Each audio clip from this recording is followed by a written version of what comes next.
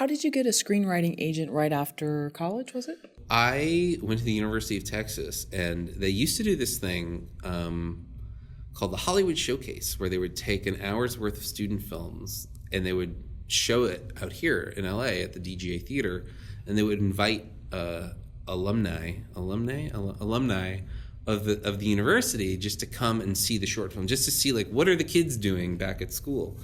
And so the year I graduated, I had written a short film that played, and I had written and directed another one. So I had two, including a puppet short that ended up becoming the inspiration for the Happy Time Murders. But so I was, living in Austin. I was delivering pizza. I was going to move to Chicago and do Second City, and then go to New York because, I grew up thinking like LA, like Hollywood, like sell out. What am I going to sell out?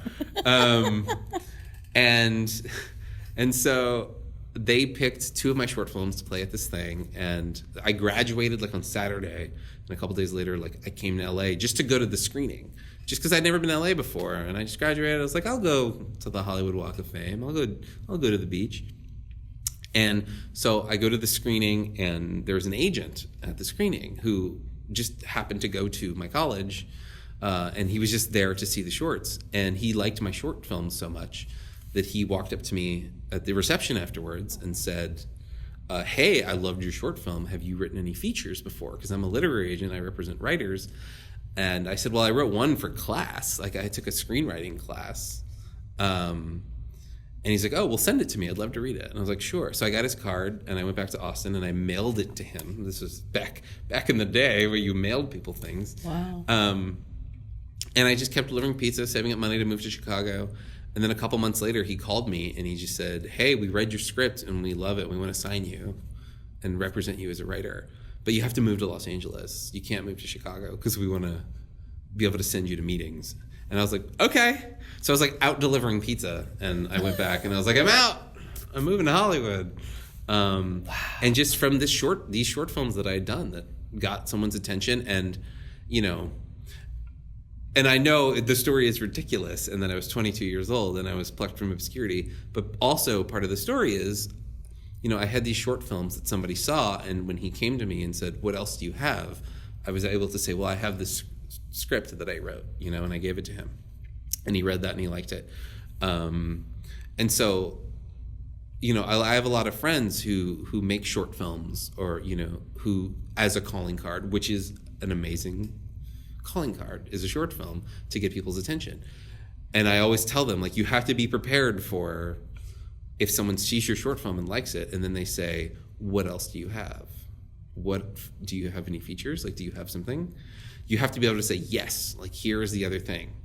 Because I have a lot of friends who have this short that they've worked really hard on, and they'll go play a festival or something, and then they'll meet an agent or a producer, and the agent will say, what else do you have? And they're like, well, no, I've got some ideas, like, of stuff I want to try to start working on, but nothing right now. Like, you can't do that. You have to have something ready to go.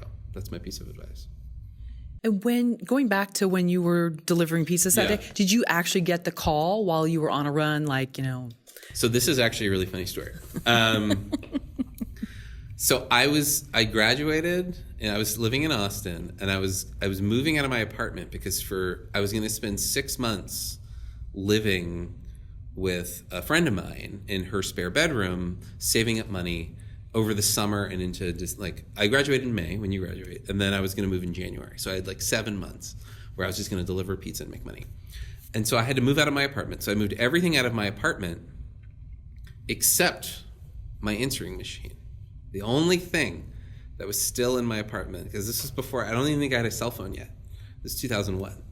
So I had an answering machine. And when I gave that agent a business card, by the way, still my agent to this day. Here we are, 16 years later. When I gave him my card in Los Angeles, the only number that was on it was my apartment in Austin, because I didn't have a cell phone. So the only way he had of contacting me was to call my apartment.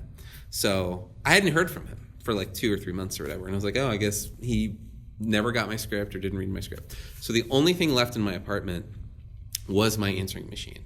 So I went and I moved everything over to the new place, and then I had to go back, clean, and then take the answering machine away. So I go back to clean, and there's a red light blinking on the answering machine.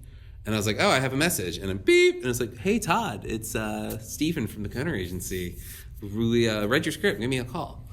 Had I gotten to my apartment like an hour earlier and unplugged the machine, I just never would have gotten a call from him.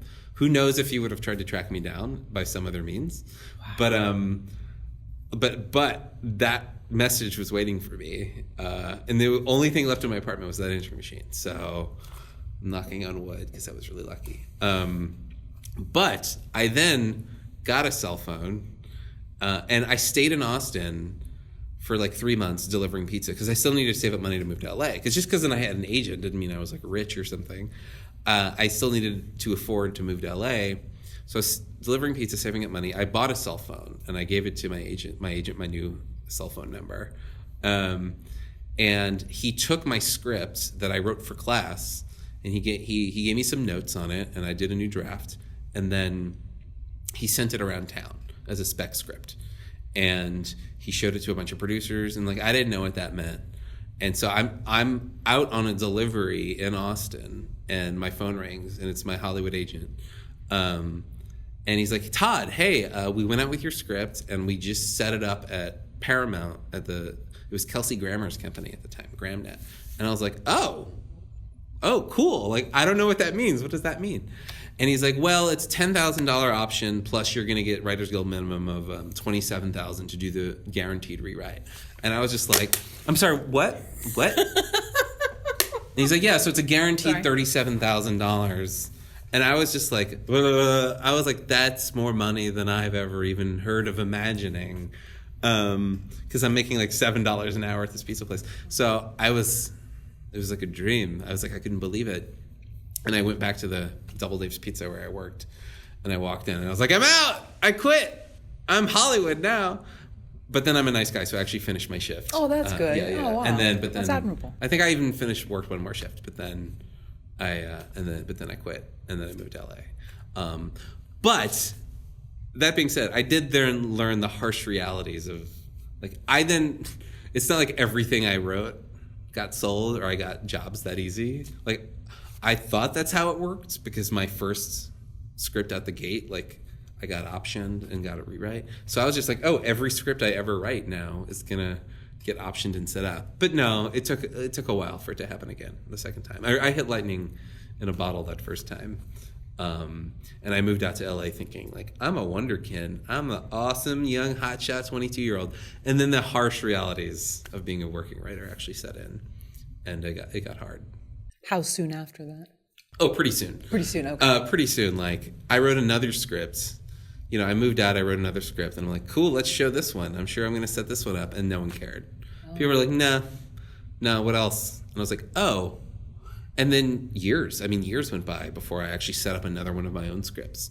Because, you know, I learned very quickly that when you want to be a working writer, it's not like you write scripts and then go sell them to people. Most jobs you're ever going to work are you writing scripts for other people based on their ideas or pre-existing material. So it's not like people are looking for original scripts as much as it is, hey, we need a writer to rewrite that draft of the Ninja Turtles movie, or, you know, we bought the IP for some 80s cartoon and we need a writer to write a script for it. And so I very quickly realized, like, oh, I actually have to work really hard now to go to meetings and meet producers and try to get an assignment, is what it's called, in order to get paid to, like, write stuff. And for years, that's all I did. I mean, to this day, that's my primary source of income, is I just do assignment work, which is a hard job. Like, you spend half your time trying to get the next assignment, and then the little free time you do have, you try to work on an original script that you hopefully can sell to someone someday.